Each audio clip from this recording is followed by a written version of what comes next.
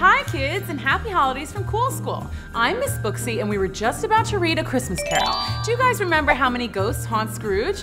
Follow along and tell me in the comments how many you find. Once upon a time, there was an old man named Ebenezer Scrooge. He was stingy and grumpy and just downright mean. Bah humbug! Whoa, I'm Scrooge? Gee, I've never been a bad guy before. Okay, let's get back to the story.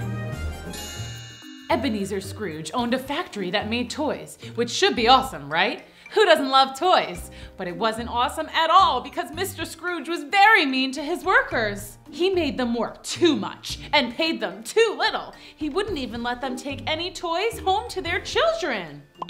Not even this kind of broken one?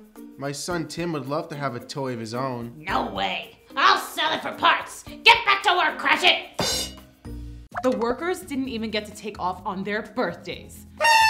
Keep working! The only holiday they got was Christmas Day. And that's where our story begins, kids. The day before Christmas, Ebenezer was at home alone, counting his money. 3,000,001, 3,000,002, and... What? We wish you a Merry Christmas. We wish you a Merry Christmas. Now where was I? 3,000,003, 3,000,004. Hello, we're collecting money for a Christmas dinner for the poor. Tell them to eat their lunch more slowly and make it last. 3,000,004, 3,000,000. This time, it was Ebenezer Scrooge's nephew, Fred. Fred invited him to a family party, but Scrooge said he couldn't go. Sorry, Fred. I don't like people. And besides, I won't be finished counting my money by then. Okay, well, Merry Christmas. Bah humbug! I wish everyone would just leave me alone! Later that night, Scrooge was fast asleep. Suddenly, there was a knock on his door. If you're here to tell me Merry Christmas, I'm gonna call the police! Oh, a ghost! Boo! Oh, sorry, that's my ghost hood. I made it myself. Hello, Mr. Scrooge. I'm the ghost of Christmas past. Now let's take a walk. No thanks! Ugh. Well, that wasn't very nice. Sure, whatever you say, ghost. The ghost of Christmas past and Scrooge traveled back in time. They were inside a house and saw a happy little kid. Who's that brat? And why does he look so happy? He doesn't even have any toys. That's you. You were happy then. This was your favorite time of year. I think you especially loved singing carols. Don't you remember? Nope. Well, do you remember this? Scruffles! Oh, that's my dog Scruffles! Oh, he was my best friend! I got him for Christmas that year, even though my parents were allergic. Me and old Scruffs used to do everything together. Okay, I get it. I'm supposed to learn a lesson, right? Well, it ain't gonna work. Bah humbug! Oh, you're not done yet. And poof! The ghost disappeared and Scrooge was back at home. He started to go to bed when there was another knock on his door. Ah, sheesh. Who are you supposed to be? Oh. Hello, Mr. Scrooge. I'm the ghost of Christmas present. Presents? You got presents for me? Great! What is it? No, I mean present as in now. Not the past, not the future, the present. Well, why didn't you just say that? The ghost of Christmas Now took Scrooge to a very small house. It belonged to his assistant, Bob Cratchit. It looked like Christmas Day, but there was very little food on the table and no presents under their little tree. Yet, everyone looked happy. Tiny Tim hugged his dad and said, It's okay we don't have any presents this year, Papa. I'm just glad we get to spend the whole day with you. Wait, let's zoom in on that. Is that a tiny tear? Looks like Ebenezer Scrooge might have a heart after all. Are you crying? No, I think it's raining. No, it isn't. Whatever, let's go! One more stop. This time, the ghost of Christmas Now took Scrooge to his nephew Fred's house.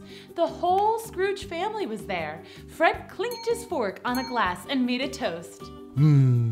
Toast with jelly, maybe a little butter. That's how I like my toast, you know. No, not Not a piece of bread toast, this kind of toast. To family, the most important thing in the world. To family. If only Uncle Ebenezer were here. I wish he knew how much we love and miss him. What? Love me? Seriously? For real? Hey, I'm right here, guys! You know they can't hear you, right? Oh, I'm sure they're just joking anyway. Okay, that's it for the present. Goodbye. And suddenly Scrooge was back at home. But before he could climb back into bed, there was, you guessed it, another knock on the door. Sup, I'm the ghost of Christmas future. Hop into my time machine. That looks like a regular horse and buggy. These horses are really fast. Hold on. They hopped onto the horse and buggy, and the ghost of Christmas future took Scrooge forward 20 years. Scrooge saw a very old man who was all alone and awfully miserable. Who's that? That's you. Me?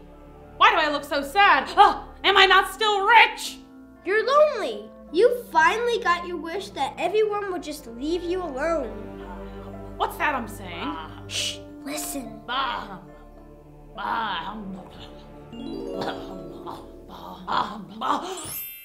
It was Christmas morning, and Ebenezer Scrooge knew what he had to do. He jumped out of bed and filled his pockets with money. He ran to his toy factory and filled a giant sack with toys. Then he walked through the town, giving money and toys to everyone he saw. Scrooge stopped at Bob Cratchit's house. Merry Christmas, Bob. I have your holiday bonus and gifts for all your children. This puppy right here is for Tim. Wow, I don't believe it. Thank you, Mr. Scrooge. I named him Scruffles Jr., but you can name him whatever you like. No, Scruffles is perfect. This is the best Christmas ever. Ebenezer Scrooge thought so too, but he still had one more stop. He went to Fred's house and joined the family party. They sang carols, ate cookies, and Ebenezer even gave a special toast. To family. To family. Mr. Scrooge had learned a very important lesson. And from that day on, he tried his best to be generous and kind. He even stopped saying bah humbug. Bah! Merry Christmas. Did you figure it out? Scrooge is haunted by the ghosts of Christmas past, the ghosts of Christmas present, and the ghosts of Christmas future. See you soon. Bye!